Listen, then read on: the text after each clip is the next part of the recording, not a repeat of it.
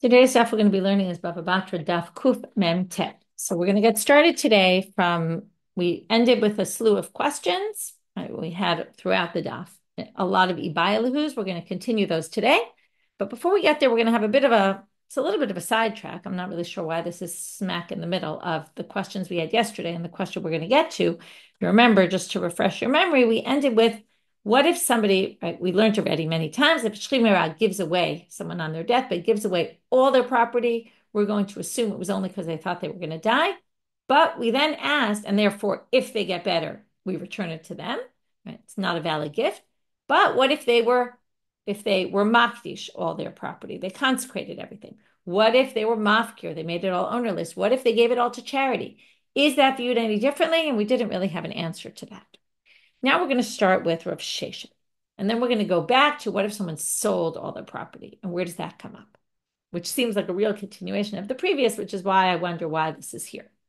Amar Rav Sheshet. Rav Sheshet now says, Yitol v'yizkeh v'yachzik v'yikneh.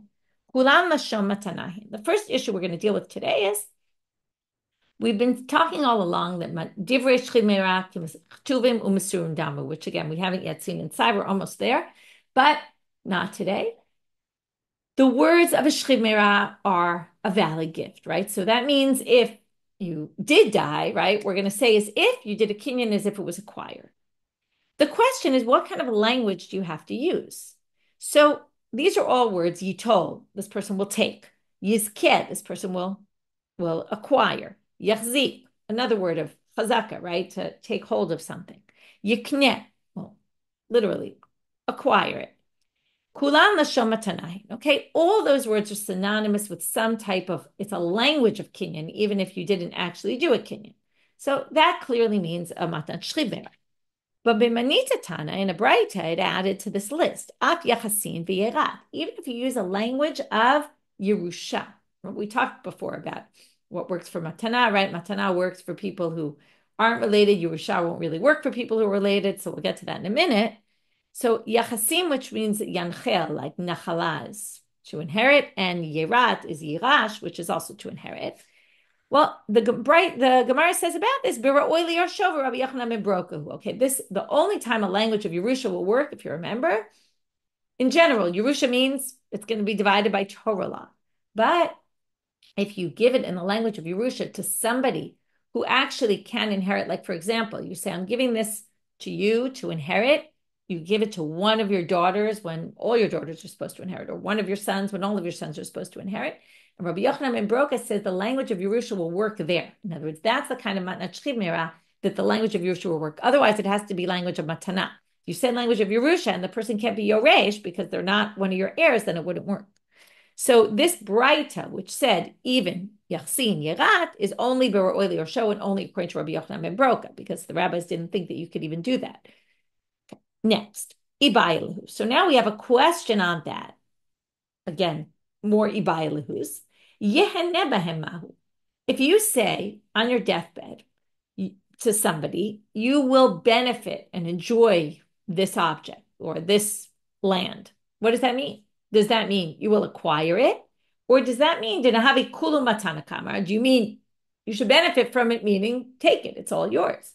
Odilma, litanu minayu midi kamar. Maybe you meant to say you can take some fruits from my tree, right? You can benefit, meaning you can come and take a little bit. Didn't mean you're passing it on to them. So this language is not a very clear language. You will be seen there. You will be seen there because it's yours, or you'll be seen there because I'll let you go in there.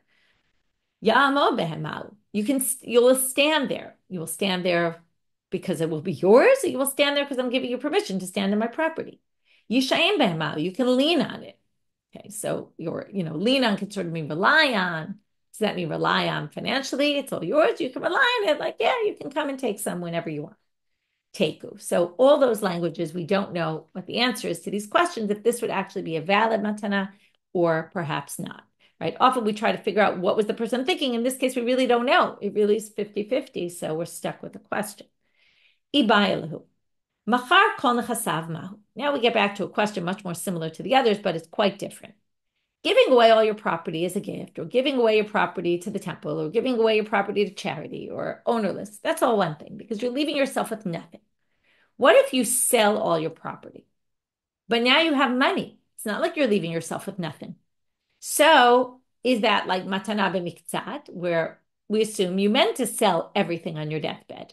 And, even though you get up the next day, doesn't matter. You sold everything. You meant it to be a valid sale because it's not like you're leaving yourself with nothing. You now have cash or not. So this is going to get a little confusing because Amar Rav Yehuda Amar Rav, they're going to quote what he said, Rav Yehuda in the name of Rav. Imamad eino chozer. Okay, this isn't too confusing yet. So if you got better, you can't be chozer bo because again, you left yourself with money. So it's not like you left yourself with nothing. So you can't renege. V'zimnin Amar Rav Yehuda Amar Rav imamad chozer. But now it gets very confusing because sometimes other occasions Rav Yehuda was asked about this. Rav Yehuda said in the name of Rav, if you get better, you can be chozer bo. Okay, you obviously didn't mean to sell all your property before your death. Now this is very confusing. You may live, two people said two opposite things that we have all the time. Same person saying the exact opposite is a problem. Well, the Gemara points out the lo pligi, but this actually is not a machloket. It's not that, Rav Yehuda, some people say he said this, some people said he said that. No, it depends on the situation. We're going to distinguish between if the person still has the money in their possession, they sold all the property and kept the money, or if the person paid back loans, that paid back debts with that money. Okay, so how does it split up and why? So the Rashbam says, there's a bunch of different commentaries here. We'll go with the Rashbam right now. If it's you left the money in your possession, then dilahachi shavkinu. Oh, okay, sorry. Then chozer, I skipped the important word. Then you can actually change your mind, okay? Because actually, ironically, right? You would think if you still have money, that means you still have something to show for it. So that means, obviously you weren't doing it just because you thought you were going to die. They say the opposite.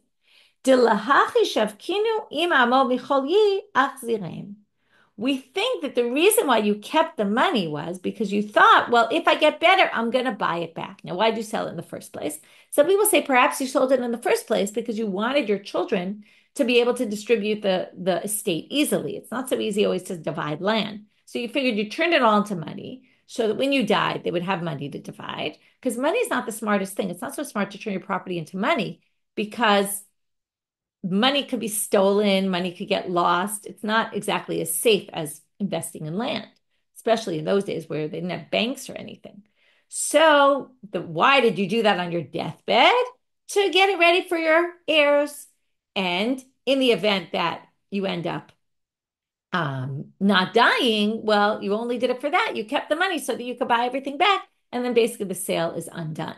Okay, you can change your mind if you want. But if you use it to pay your debts, that's like a done deal because you really wanted to get rid of your debts. So you took all the money, you sold all your property to get rid of your debts. That's not necessarily connected to the fact that you thought you were dying. You'd anyway want to pay back those debts. And therefore, we assume it was a definitive thing when you pay back the debts and you can't change your mind about it. That's at least one approach to this answer. We're going to stick with that so as not to confuse you too much. Now we're going to ask the following question, and you might forget the question, so I'm going to tell you, remember this question because we're going to get us sidetracked on a whole story that only by the end of the story will we understand the answer to this question. So if someone's on their deathbed and they make an admission, like, I owe someone money, okay? Do we believe them? Now, why wouldn't you believe? If someone admits something, that's as if there were 100 witnesses.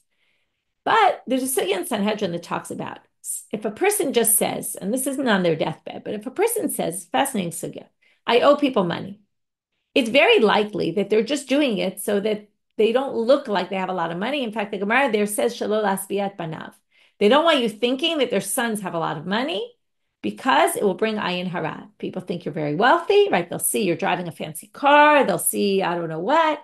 They'll say, oh, that person's wealthy, and that brings ayin hara because it brings jealousy. And then that brings what we call ayin hara, whatever that means, right? But jealousy is not a good thing. It might, you might lose your money.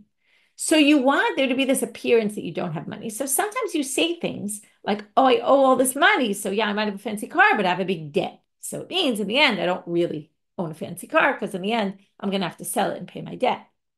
So there's always a concern that when someone says I owe money, or in certain cases, and that's really going to be, the Gemara is not going to really distinguish cases, but we'll see, there's a concern that maybe on their deathbed, they're just trying to make it look like their kids don't have a lot of money or something like that.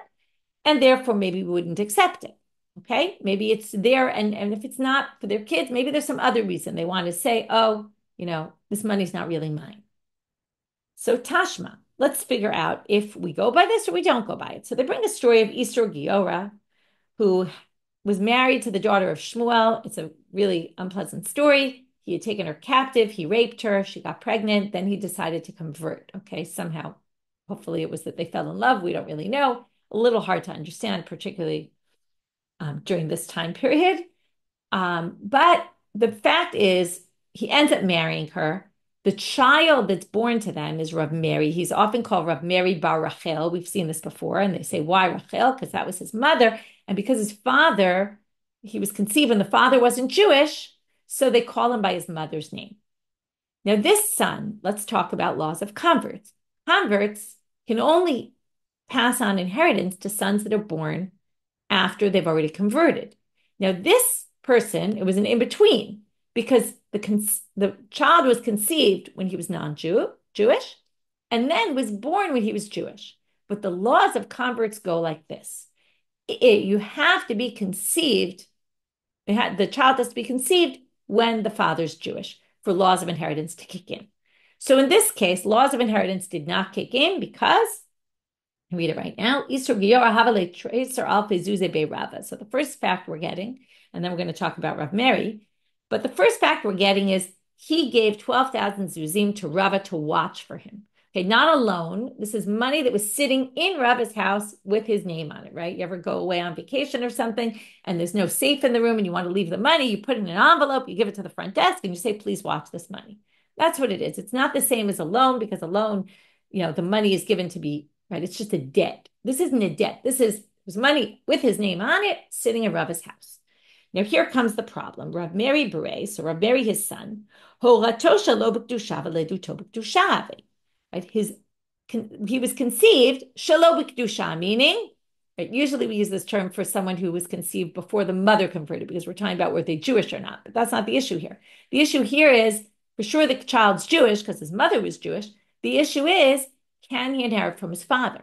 And since when his mother, when he was conceived, when the mother became pregnant, the father wasn't Jewish, even though ledato b'kedusha, he was born Jewish, still he cannot, okay, they don't tell you this, but they think it's obvious, then that he can inherit from the father.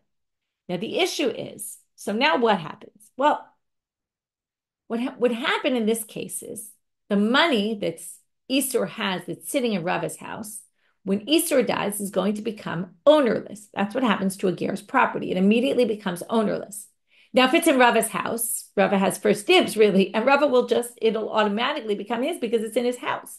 So Rava will keep those 12,000 zuzim. That's a lot of money, right? Now we get this point, this line, which isn't so clear why this is here, although I'll read the story explaining according to those commentaries who think that there's a reason why this line is here. Ube Rav Hava. And at the time Rav Mary was sitting in the Beit Midrash, some people think it means just Rav Mary was a Talmid Chacham, but let's go with it. Rav Mary was sitting in the Beit Midrash at the time. Now, at the same time that he was sitting in the Beit Midrash, you have to wonder if his father was about to die, why he was in the Beit Midrash and not with his father. Separate question, but we're not talking about that right now. Amar Rava, Hechi Nikninu Rav Mary Lahani Zuze. So Rava starts to say, how could Mary possibly acquire this? And what seems to be, although some commentaries try to justify Rava in the story, but Rava comes out not looking great here, because Rava is trying to figure out, and what he's basically saying is, there's no way that Rav Mary can acquire this money, and the money is going to be mine. Now, some people say he meant it as, well, I want to figure out a way to get it to Rav Mary halachically. It was very halachist, and he wanted it to be halachic, and, he was trying to figure out a way. But the story does seem to indicate that Rava was trying to say, and again, if you're a pure halachist, technically speaking, the money's really mine, Rava says. So he wasn't worried about the morality of, I'm going to basically take this money away from Rav Mary, that theoretically should go to him, because Rava was halachist, and halachically, it's just not his. So what's the difference? So let's read the story. So Rava is going to basically go, and by the way, there's a study guide today, so you can look at the study guide. It's for almost the entire daf is on the study guide.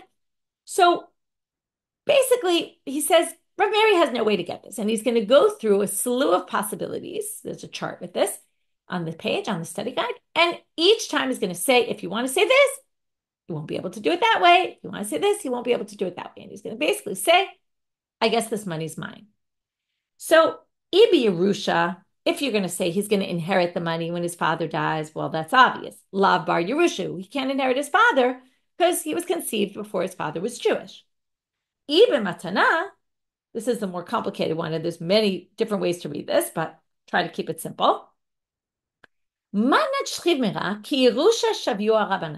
rabbis instituted this whole thing that a manat shchimera works, a person on their deathbed can basically pass on inheritance, not really inheritance, right? Not inheritance, a different track, pass on something to somebody, give a gift, and it will be as if there was an act of acquiring going on. Well, they set it up to be like inheritance. What does that mean exactly, or how, in what way? Well, because they modeled it based on inheritance, if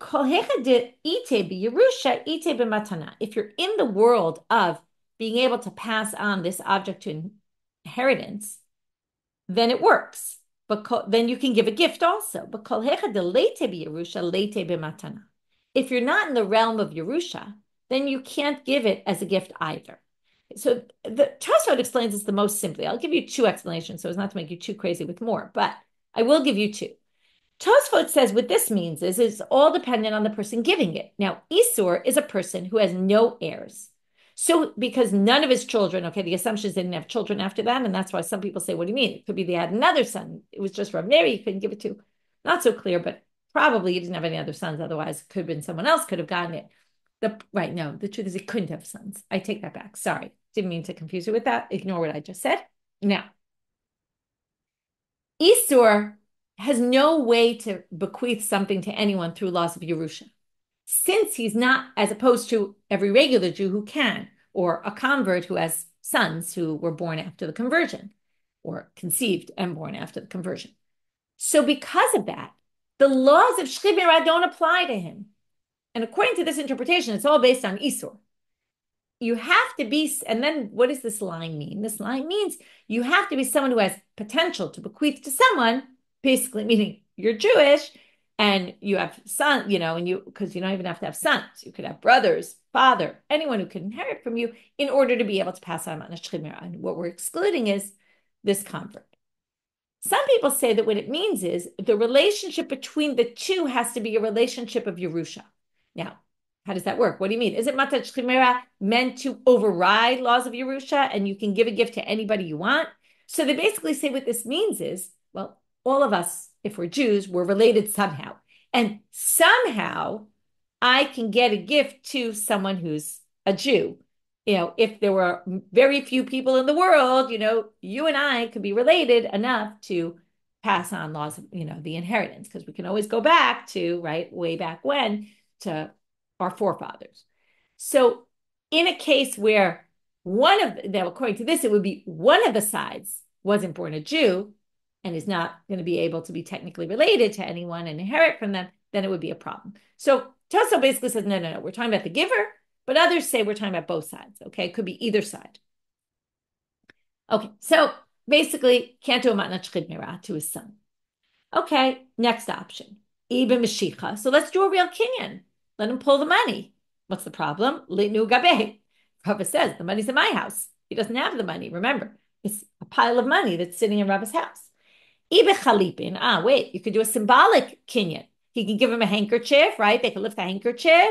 Show, I'm passing you the money that's sitting somewhere else. But remember what we learned in Bava Metzia? You can't acquire money with chalipin, and this is money. So can't do that. Agav karka. Wait a minute. There's a kinyan agav. Remember that? He can pass his son Rav Mary some land, and with that, when the son does a chazaka on the land, he can acquire any metaltalin. Remember, any movable. So he should be able to acquire the money like that. What's the problem? Well, poor Issur doesn't have land. Late ara. In other words, theoretically, he could have done that, because remember, you can acquire all sorts of things with land, right? So that's the Mishna in Kiddushin. We saw it not so long ago.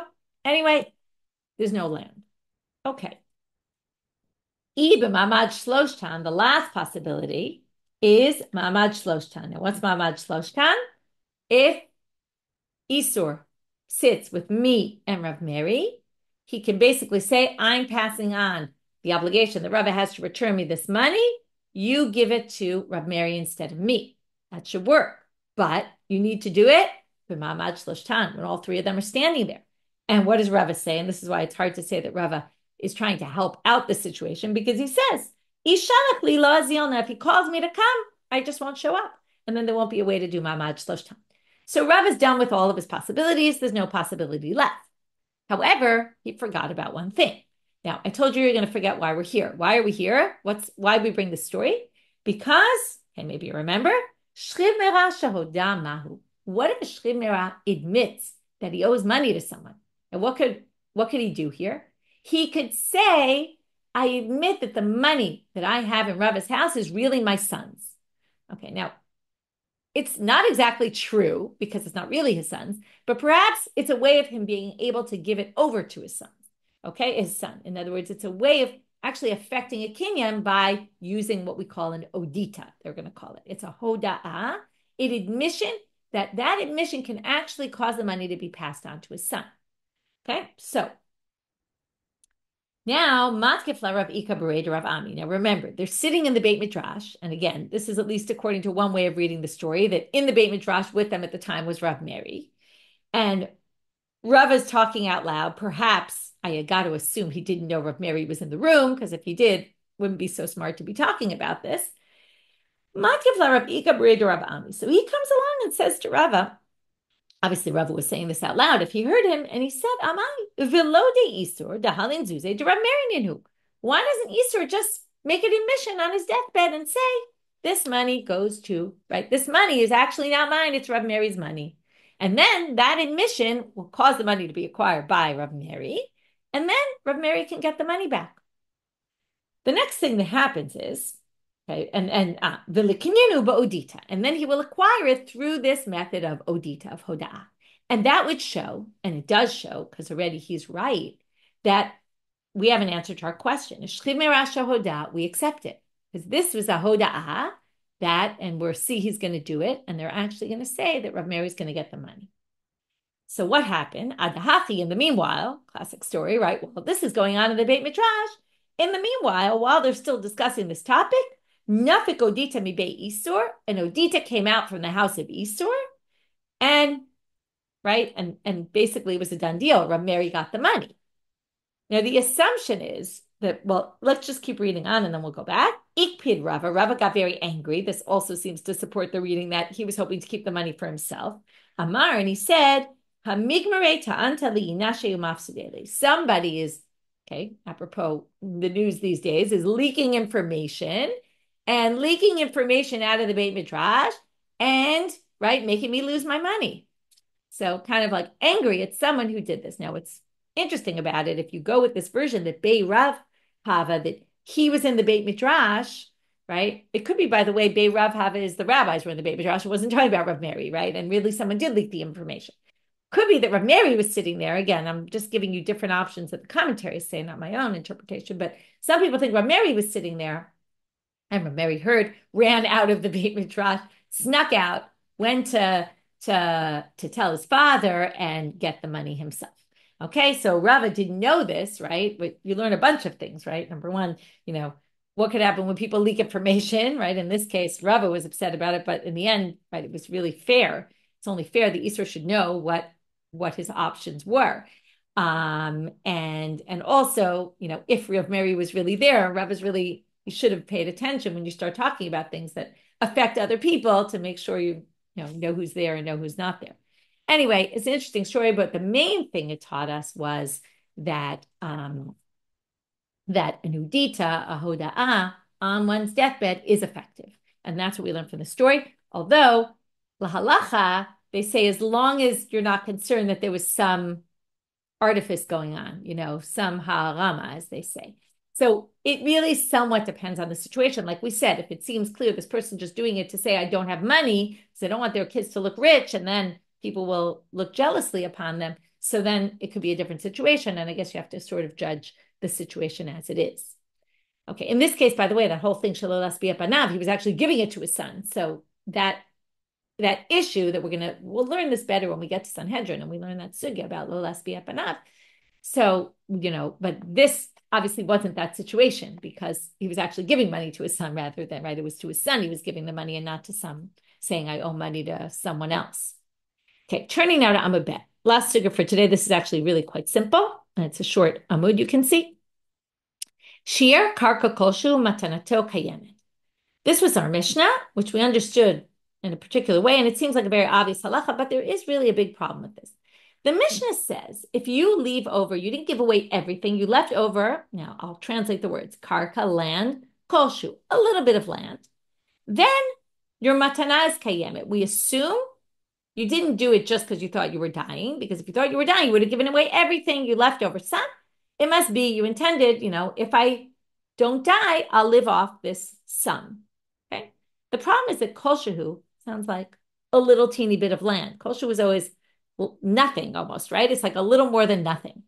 So the Gemara wants to ask here, kama koshu. It really doesn't make sense. And that's why I said, even though logically this Mishnah, we understood it, the logic of the Mishnah, but the koshu really makes no sense. And perhaps even the land doesn't make sense. Why does it have to be land? It could be movables. So Rav Yehuda in the name of Rav, and then Rav Yirmiya bar Abba, who are Rav Yehuda and Rav Yirmiya bar Abba are both Tanaim in the second, Emoraim, in the second generation. You'll see why I'm telling you this in a minute. They say kama kolshu. How much is kolshu? Amar Rav Yehuda, Amar Rav. So Rav Yehuda quotes Rav, who is first generation Amora. Karka kedei parnasato. We mean not karka kolshu, a little piece of land. We mean enough land that you can live on. Okay, that means either you produce enough to feed yourself and your family, or really likely it means you produce enough to be able to sell it, make a living off of it, and have what to eat for the long term because your land makes enough to make a business out of it. Rav Yirmiya bar Abba amal mitaltalin kedei parnasato. He agrees with the kedei parnasato that it has to be enough to live on, but he says not only land.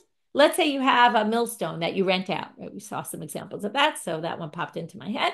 You rent out to people, right? It's a movable item, but assuming it's not attached to the ground. Remember, we talked about different kind of millstones, but assuming you're talking about a movable one, you can make money off that. So if you can make money off of it, you can make a living off of it. That also, if you left over that, we assume that you really meant to give away everything else. You were downsizing, right? People do that. You can imagine if you think about it, right? Especially you think you're going to die. It makes you rethink everything in your life. You're like, why do I have all this stuff? Let me give it away. Let people enjoy it. I'll keep, the bare minimum. So that's another way, by the way, of looking at the Mishnah. So now the question is, so Rabbi Zeira comes. I'm a Rabbi Zeira. This is why I said they were second generation Amoraim. He comes, he's a third generation Amora. So he's living at the same time, but he's younger than that. So he says, Kama mechuvanim shmateta de sabe. That's why I wanted to point this out, because he calls them sabe. The grandfathers really means the elders. Okay. And he's saying, wow, how wise and what a great reading of the Mishnah. De karka tamamai. What's the reason why if you leave over land? And again, this is purely logical, right? De ikai samechale, that if the person gets better and they recover, then they'll survive. They'll live off this. And therefore, it would have to be karka, not kolshu, but karka kedei parnasatel. And metal telenami. And actually, Rav Yirmiya bar Abba, you're perfectly logical what you're saying, exactly for what we explained before. Because ikai, if you get up from your illness, samechalayu, you'll rely on that. You'll have what to live on. So comes Rabbi Zeira and says, yashkoch. Great what you said. But matkifla Rav Yosef. Rav Yosef comes and attacks Rav Zeira and says, what are you talking about? He's also third generation. Umay kavanata, what are you saying? Manda amar mitaltalin. If you're going to say mitaltalin, I'll start with my first question on Rav Yirmiya bar Abba. Karkatnan, right? He's questioning really the two interpretations, but he's really throwing the question back at Rabbi Zeira, who said, wow, it's so brilliant what they said. He said, what do you mean it's so brilliant? Right? He uses that same word, kavanata, right? They said mechuvanim, and he says, what's this kavanat, right? This kavanata, this mechuvan. Why do you think it's so great? If you say metaltalin, karkatnan, it says land in the Mishnah. It didn't say movables, right? We've learned this many times. Land means land. metaltalin is metaltalin. You don't mix the two. If it says karka, then it means karka. It doesn't mean metaltalin. And manda markede parnasato, which is both of them, who say enough to live on, kolshu utnan. It says kolshu in the Mishnah, which means, right, in all of Shas, we've always seen kolshu. Kolshu means a little bit. So while logically it might make sense, it doesn't match at all the precise language of the Mishnah. But comes Abaye with a retort. Abaye says, Amar Abaye, kol hechatitane karka dafka. You want to say that every time it says land, it really means only land and not metaltalin? I'm going to show you a place where land actually includes things that are not land. Okay? They're not exactly metaltalin either, but if we go a little into tomorrow's daf, which I will today just because we're kind of in the middle and we have a little time, I'll show you that even, right, this thing we're going to see it's slaves, which is going to be included in land, and Rabbi Elazar is going to call it metaltalin, okay, movables. Because a slave is kind of movable, kind of like land, because it's an in-between status. It's compared to slaves, compared to land, but it's also movable. So it's kind of this in-between. And we're going to see in this Mishna in Peah, and I brought it on the study guide. In fact, I'll share the screen now and we'll look through the Mishnayot. In the end, we're going to see 3 Mishnayot that are one after the other. We're going to start with the last one. Then they're going to go back right away to the second one. And then in tomorrow's daf, when we get a response to this question, we're going to go back to the first Mishnah, which we're not going to read today. So here's our Mishnah, okay? Hatnan. Okay, here, we're going to open it in Peah. Here. Okay. So in the Mishnah in Peah, we're going to, again, I underline the line that's important in Mishnah Zion, but we're going to go to 3rd chapter, Mishnah Chet, the 8th Mishnah. Hakotev kol nechasav la'avdo. Now, we're talking about an Eved Knani. An Eved Knani is owned by the master, which means that anything that goes to the Eved Knani immediately goes to the master. But if the master says, I'm giving the Eved all my property, okay, we say, Gito v'yado ba'im ke'echad, his freedom and his ability to have a yad, to be able to accept something, all come at the same time. Because when you say, I'm giving you all my property, that means I'm giving you yourself, which means you go free. And as you go free, you can acquire all the nechasim. So this Eved goes free and acquires all the property of the master. That's the basic. But if shiur karka kolshehu, if the master said, I'm giving you everything other than some land, and didn't specify which land, okay, if he said other than this one field in the left side, blah, blah, blah, that would be a different story. But if he said, I'm leaving over a little piece of land for myself, lo yatsa ben chorim, then the slave doesn't go free. Why doesn't the slave go free? And this is already our main point. Because even though we said land, the land includes the slave. And therefore the slave maybe was the part he was leaving over. And if he leaves over the slave, then the slave isn't free. And if the slave's not free, then anything he acquired by the master goes straight back to the master and nothing's happened here. Rabbi Shimon Omer, la'olam hu ben chorim, ad shiomar harei kol nechasai netunim leish ploni avdi chutz me'achad mi'ribo shebahen. Rabbi Shimon says no. He definitely goes free if you say land, because land doesn't include the slave. The only way he wouldn't go free is if the person said, Hare, all my property is given to this person, my slave, other than 1 out of 600,000 in it. Meaning, even if you say a teeny little bit, maybe that teeny little bit that you left over for yourself is the slave. So it wouldn't work. But if you said karka, it wouldn't include the slave. Okay, but we're focusing on Tanakama now. And basically, Abaye says, then he adds to this, and this is now moving to Amud Bet, but Amar Rav Dimi bar Yosef, Amar Rabbi Elazar, asu metaltalin shiur etzel eved, below asu metaltalin shiur etzel ktuba. Here's the key part, because he calls this metaltalin. He says they made metaltalin a shiur, meaning something that could be left over that would exclude the slave. They made even movables, meaning when it says karka, it really includes movables as well, which is specifically the eved, okay? So when it comes to the slave going free, karka includes metaltalin. When doesn't it? And this is just a point he's making, which is not relevant to us. Lo asu metaltalin shiur etzel ktuba. Now, what's that? Well, in Mishnah Zion, it says, HaKotev, we're on the second line of Mishnah Zion. HaKotev nechasav lebanav. We actually learned this not so long ago. If someone divides his possessions among his sons, but adds his wife in as well, katav liishto karka kolshu, decides to give his wife any piece of land, abdak tu bata or ibdak tu bata, she loses the rights to her ketubah, because we assume, if you remember, what did we learn? That she appreciates the place that she's getting a prominence here, that she's getting inheritance with the sons. She's willing to give up her rights to her ketubah. And that is only land. If she gets some metaltalin, that's not going to give her any prominence. That's not something that's going to say, oh, wow, look, she got some kitchen utensils or something. That's not something that's going to make her into a place of prominence. She's not willing to give her ketubah for that. So what Rav Yosef is basically saying in the name of, he's quoting Rabbi Elazar, is basically that metaltalin, the word karka, when it comes to the Mishna and Peah, includes metaltalin as well, even though it doesn't in Mishna Zayin, okay, with the ketubah. And the main point being here that we're viewing the Eved like metaltalin, even though, like I said, Eved's kind of in between. But it means the word karka here includes metaltalin, movables. If the word includes movables, what do you see? Sometimes it says karka, it means movables, and that's our Mishnah. So why are you getting upset at Rabbi Zeira when Rabbi Zeira was praising the rabbis who said that karka means metaltalin, right? Rav Yirmiya bar Abba, when the Mishnah here does it as well, and that's how Rabbi Elazar reads that Mishnah in Peah. And that's where we're left at with the question. We'll get to the answer tomorrow about, is really that Mishnah approved for Rav Yirmiya bar Abba or maybe not?